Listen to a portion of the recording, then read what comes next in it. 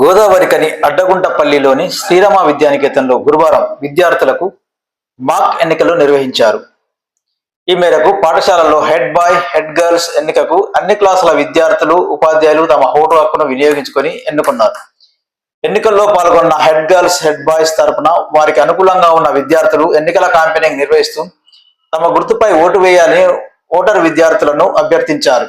ఈ సందర్భంగా పాఠశాల correspondent S Venkateswara Rao, HM S Jyothi మాట్లాడుతూ ఈ ఎన్నికల ద్వారా విద్యార్థులు నాయకత్వ లక్షణాలు పెంపొందించబడి ఎన్నికల పద్ధతిని తెలుసుకోవడం జరుగుతుందన్నారు. ఇందులో ఎన్నికైన వారు ఈ విద్యా సంవత్సరం మొత్తం స్కూల్ ప్రోగ్రామ్స్, వివిధ కార్యక్రమాలను నిర్వహిస్తారని తెలిపారు. విద్యార్థులకు ఎన్నికల ప్రక్రియ ఎలా ఉంటుందో, భవిష్యత్తులో తమ ఓటు హక్కును ఎలా వినియోగించుకోవాలో అన్నది విద్యార్థులకు తెలిసేలా చేయడం జరిగిందన్నారు.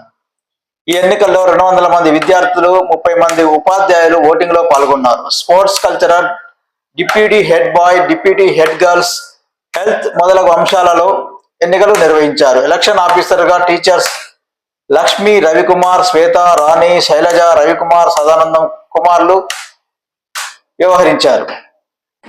అడ్డగుంటపల్లిలోని శ్రీరామ విద్యానికేతన్లో మాక్ ఎలక్షన్స్ నిర్వహించడం జరిగింది.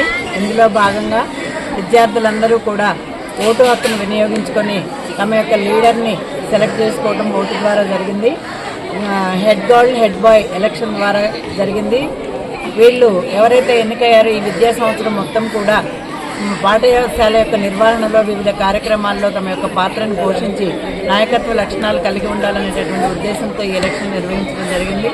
ఇంకా వీరితో పాటుగా cultural, sports, another activities, health and హైజీన్లో కూడా లీడర్స్ని సెలెక్ట్ చేసుకొని వారి ద్వారా స్కూల్ యొక్క కార్యక్రమాల నిర్వహణకి వారిని భాగస్వామ్యం చేసి భవిష్యత్తులో మంచి యువకులుగా తీర్చిదిద్ది తమ యొక్క లీడర్షిప్ డెవలప్ చేయడానికి ఈ కార్యక్రమం తోడ్పడుతుందని చెప్పి నేను కోరుతున్నాను.